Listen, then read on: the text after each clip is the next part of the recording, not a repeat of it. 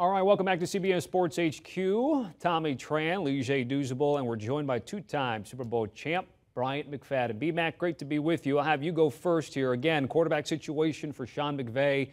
It is tough.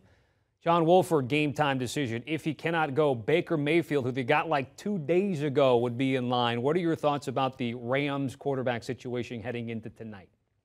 Well, it's ugly. It's horrible. It's going to be a disappointing outing for the Rams, not knowing exactly the status at the quarterback position, as you alluded to, Tommy. If you start Baker Mayfield, the only thing you're optimistic about is his professional experience. And granted, that hasn't been enlightened as of late. So I don't expect anything from the Rams. I think understanding and knowing this, you might need to rely on the ground and pound attack because of the uncertainty at the quarterback position. But this could be an ugly, ugly outing for the Rams, not knowing exactly the status and who will be the starting quarterback. And regardless of who the starting quarterback is, you don't have any trust in that said player.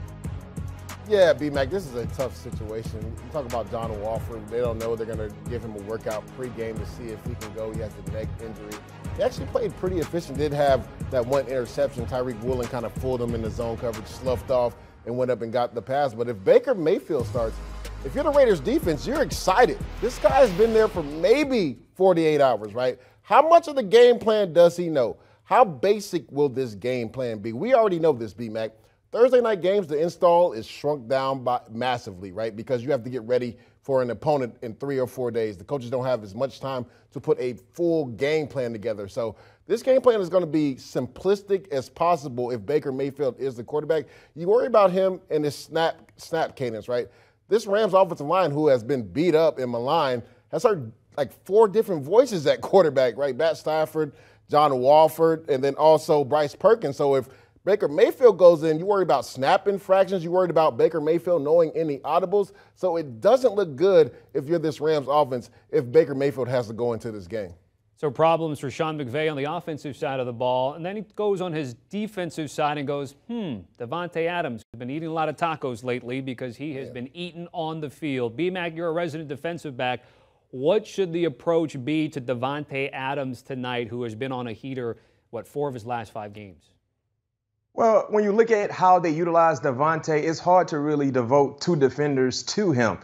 As we say in regards to DB terminology, clouding number 17, because they move him around so much on the football field. And that's great because you don't want to make it easy for defenders to be able to cloud and try to efface him out of the game plan when he's lined up as an X wide receiver or a Z wide receiver. So just being able to move him around, sometimes he's a slot guy, sometimes he's a third guy, sometimes he's being called to be in the motion concept as well. And that's an opportunity to be able to get the extra hats away from Davante. And not to mention the chemistry that we're seeing between Derek Carr and Davante Adams has been well documented. It started off a little rough, but right now they're in sync. The rhythm is there. And Davante clearly shows that he's one of the best pass catchers in the game. So trying to find a way to devote extra attention to Davante could be a hard thing to do based on how they move him around. But also to the Rams defense, they still have Jalen Ramsey, right? He still is a guy that can play real good football against any wide receiver. So I would put Jalen Ramsey on number 17 and follow him as much as possible to try to slow him down based on the tear that he's been on over the last few weeks. B-Mac, I'm so glad you said that because, most people would say that. We have Jalen Ramsey, perennial Pro Bowler on our roster. Why don't we man him up? And we saw last week, right, when DK Metcalf went in motion, he told Jalen Ramsey, come on, follow me. And Jalen Ramsey said, no, you get back over here. But if you look at Jalen Ramsey, B-Mac, he struggled this year, right? He's given up 6 touchdowns. He's given up an average of 11.5 yards per reception when he's the defender. And then also, he's allowing receivers to catch the ball at nearly 70% of the time. I've been watching film on this guy. His eyes have been in the backfield. And, this DB terminology. Get your eyes out of the backfield and on your man. It seems like he's pressing at times, trying to make plays. He bites on certain route combinations, and he gets beat deep. So if I'm Raheem Morris, I don't know if I put Jalen Ramsey on him. You talked about it, right? Josh McDaniels does a really good job with Davante Adams, moving him around, motioning him, shifting him, putting him in the slot so you can't get 2 hands on him at the line of scrimmage. And then we saw last week, right? You talked about the rapport between him and Derek Carr.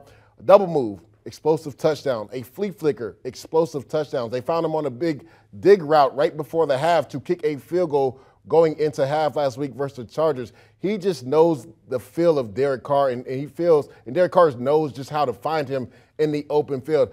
If you're the Rams defense, you pray. That's what you do. You pray and hope that you can stop Davante Adams, because with Josh Jacobs and the way he's running the football, you better have somebody in that box or it's going to be a long day for you. Davante Adams, we showed that graphic there since week 9. Again, over his last 5 games, he's got 41 catches, 664 yards, and 7 touchdowns there. I'm glad you brought up Josh Jacobs, because what a season he is having right now. And it really started with the Raiders not picking up his 5th-year option. Oh, yeah. Having to play in the Hall of Fame game. Which was disrespectful. And now he's on the verge of winning a rushing title. At least he is in terms of odds makers. Leger, I'll throw it back to you. What continues to stand out about what he's been able to do, and what are the chances you think he's able to sustain that tonight and moving forward? Yeah, I'm glad you brought up the Hall of Fame game, because I was on this show and I lost it week 1 when I saw that, and it was almost like they were trying to get rid of him, right? They didn't pick up his 5th-year option. You know, New England guys coming in, Josh McDaniels, it's my way or the highway. But Josh Jacobs is a special player at the running back position, not just running the ball, catching the ball out of the backfield.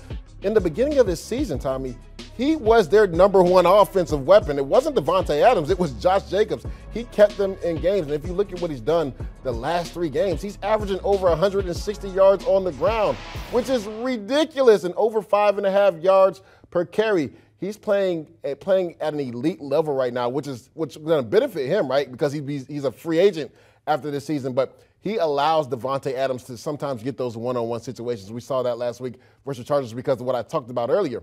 You got to add somebody to the box. This guy is running with purpose. I like what Josh McDaniels does in the 21 set. It's simple football, Tommy. They run lead ISO or lead weak, and they dare you to stop it. And Josh Jacobs is putting his head on the goalpost every time he gets downhill running the football. So he has been their best option on offense, and I look for him to have a big game today too. Yeah, when you talk about the success from Josh Jacobs, no question, individually, he has really taken advantage of the opportunities, and he's looking like the number 8 that we saw throughout his collegiate career down in Alabama that led him to become a first-rounder. But let's give some tribute to the big uglies in front of Josh Jacobs as well. They've done a real good job setting the tone in the trenches and winning their matchups within the line of scrimmage. So because of the way they've been able to perform, we've been seeing these video-like game numbers from Josh Jacobs, and you talked about his pass-catching ability. We have to remember something. Josh Jacobs is doing all of this in regards to being productive, running the football and catching the football without Hunter Renfrow, without Darren Waller. It's just been a 2-head monster offensively for the Raiders, and both guys have exceeded the expectations. So me personally, I love what I'm seeing from Josh Jacobs, the physical nature in which he's running with, the explosive ability, the one-cut runner, making guys miss, and just delivering the blow. I think he should have a big night. He's been on a tear. You talked about the 3 games that he's been able to give the Raiders, no question. And I can tell you this much, they may regret not signing him and picking up his 5th-year option, and deserving so. He wasn't really balling like he is now. But the price is extremely high for Josh Jacobs if you want to have him in a Raiders uniform after this year. A lot of correlations to Aaron Judge in baseball doing it in a prove-it year, right? In the words of the great Fat Joe, yesterday's price is not today's price in regards to Josh Jacobs. Yeah, it's been great to see him healthy and have some big runs. Just ask the Seahawks about how explosive he can be. Yeah. All right, good segment, gentlemen. I want to remind everybody about BMAC's podcast. He's the co-host of All Things Covered with Patrick Peterson. Another one-score coin flip game for the Vikings as they got that win over the Jets, and then Cam Bynum joining details how he closed out the game. Make sure you scan that QR code. Check out All Things Covered today. Do you want a sports network that delivers everything that matters about the game? The highlights, the picks, the instant analysis, no yelling, no fake debates, no politics. Hit the subscribe button and never miss a moment.